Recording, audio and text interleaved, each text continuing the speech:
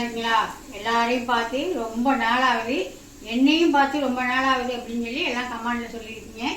நான் ஒரு வாரமாக நம்ம தீபாவளி ஆர்டர் எடுத்துருந்தோமா, அதனால எல்லாம் அதை பெட்டி ஏற்றுற வழி, பலகாரம் செய்கிற வழி, எந்த வேலையுமே சாப்பாடு கூட செய்யலை ஒரு வாரமாக. எங்கள் பொண்ணு வீட்டிலேருந்து பக்கத்தில் எங்கள் பொண்ணு இருந்துச்சு, அதுதான் சமைச்சு கொண்டு கொடுத்துட்டு இருந்துச்சு. இப்போ அதுவும் 3 நாளாக ஊருக்கு போயிடுச்சு.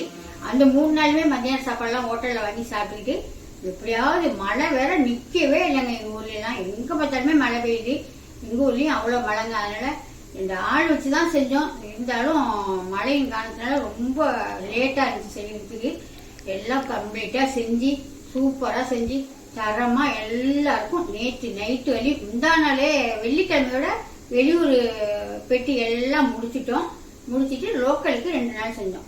சனி ஞாயிறு செஞ்சு இப்போ வரையும் வந்து எடுத்துக்கிட்டு தான் இருக்காங்க. வந்து வாங்கிட்டு போயிட்டே தான் இருக்கிறாங்க. முடிஞ்ச அளவு ஒருத்தர் 2 வரைக்கும் கொண்டு கொடுத்துட்டோம் லோக்கலுக்கு. அவ்வளோதாங்க. இந்த வருஷம் தீபாவளி ரொம்ப சிறப்பாக ரொம்ப நீட்டாக செஞ்சு முடிச்சுட்டோங்க. அப்புறம் வந்து ஃபஸ்ட்டு எல்லாருக்கும் happy Deepavali, advance happy Deepavali.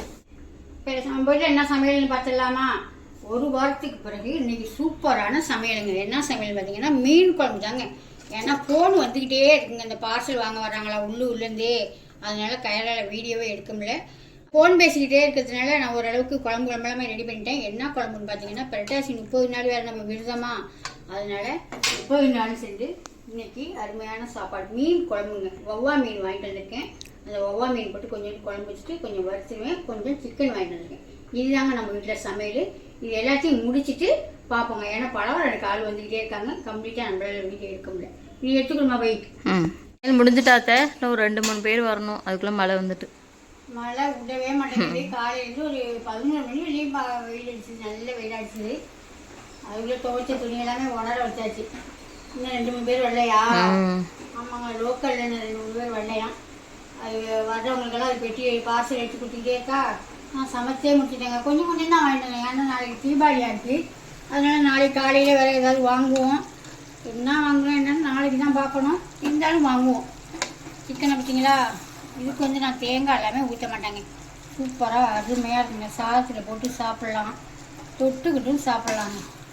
அருமையான சிக்கன் வறுவலுங்க. மாதத்துக்கு அப்புறம் அருமையான சிக்கன், சூப்பரான வவ்வா மீன் வறுவல் அருமையாக இருக்கா. அப்புறம் ஒட்டு மாங்காய் போட்டு மீன் குழம்பு நல்லா அருமையாக வச்சுருக்கேன். எண்ணெய்லாம் நிறையா சேர்க்காம வச்சுருக்கேன். அப்புறம் தக்காளி ரசம். இந்த மழைக்கு இதமாக தக்காளி ரசம் இல்லைன்னா நமக்கு சமையல் சாப்பாடு இறங்காது. எல்லாமே சமைச்சிட்டாங்க.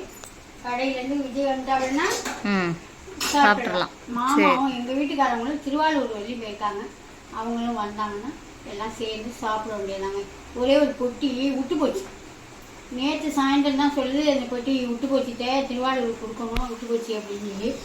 ஐயோ என்னப்பா பண்ணுறது, நம்பிக்கிட்டு இருப்பாங்களேன்னு சொல்லிட்டு அவங்கள்ட்ட ஃபோன் அடித்து சொல்லிவிட்டு இப்போ காலையிலே கொண்டு போய் கொடுக்கறதுக்காக போயிருக்காங்க எங்கள் வீட்டுக்காரங்க. ஏன்னா நம்ம கரெக்டாக கொண்டு கொடுத்துருந்தாங்க. இவ்வளோ பார்சலில் ஒன்று விட்டு போச்சு. அது எல்லாருக்கும் பழக்கம் தானே, அது ஏதோ மறந்துட்டு கூட இருக்குது.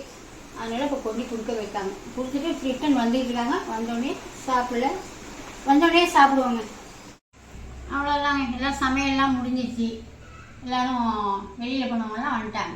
இப்போ சுட சாதம் இருக்குது. இப்போ எல்லாமே ரெடி ஆகிடுச்சு. இப்போ வாங்க சாப்பிடலாம். சூப்பராக ஒரு மீன் பீசி வச்சு ஒரு ஒட்டு வெங்காயம் வச்சு சாப்பிட்டு பார்த்துடலாம். எப்பயுமே நான் மீன் குழம்புக்கு தேங்காய் ஊற்ற மாட்டேன். அதே மாதிரி தான் இன்றைக்கும் வச்சுருக்கேன். மாங்காய் வைக்கவா? உப்பு இருக்கான்னு பாருங்க.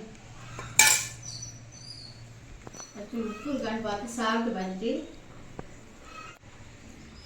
புளிப்பு உரப்பு உப்பு எல்லாம் கரெக்டாக மாதத்துக்கு ஒரு பாடு. இன்றைக்கி தான் அருமையான சாப்பாடுங்க.